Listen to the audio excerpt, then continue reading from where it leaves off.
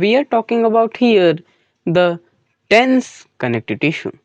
And this is a topic that we should all know because connective tissue is just a small topic, but inside it are various subtype of it. I mean, it's not a small topic, it has so much classification among it, but in general point of view, it is just very, very simple. And if that's so, yeah, it is. Because whenever I'm saying about connective tissue, then first thing that should pop up into your mind is your blood.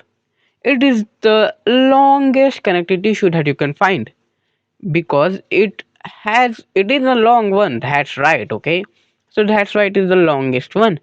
And also, whenever we are talking about connective tissue, we should know that there are various type of connective tissue: the loose connective tissue and the dense connective tissue. We are here to talk about the dense connective tissue. Among the dense connective tissue, some are pliable and some are non-pliable. So we should also know about them as well. Pliable, that means whenever you stretch them and whenever you bend them, so they have the capacity of regaining their original shape. That is, the tension would be reduced to its original shape. Some have that, which is why they are called as pliable, and some do not have that, thus they are called as non-pliable. And here pliable ones are our cartilage, but cartilage are not all pliable. Our bones is also a type of connective tissue, but it's so hard that it has its calcification. There is deposition of salt within the cartilage, that's why it turns so bony, that is brittle, as I would use the right word here. Now, whenever we are talking about the cartilage, then it is found in the ear and at the nose tip, also in the pelvic girdle, also your rib cage. The joining part of the rib cage is also made up of cartilage. So, lots of thing here. I mean, really lots of thing. As I'm saying to you, I can imagine all those things. Cartilage are everywhere.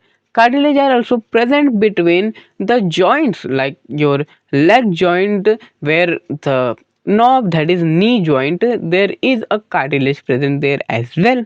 So it is a universal thing. It is a shock absorber as well. Also, whenever we are talking about these things, blood count and pH count, also the temperature count. So, have you ever noticed that all of these things are very regulated?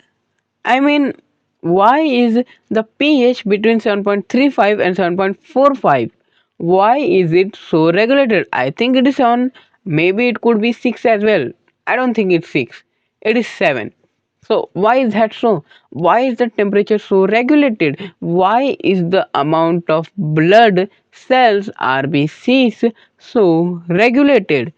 These are all the questions that are asked. And to answer all of these questions, we would have to know about equilibrium. Our body has an equilibrium manner. In that manner, it controls everything in an equal amount of manner, thus, no overflowing can be done nor underflowing can be done. If over and underflowing occurs, then the whole homeostasis of the body would just disrupt and the body would may disobey its function and may even end up dead. So this type of thing can occur. Thus, homeostasis is really necessary. Thank you.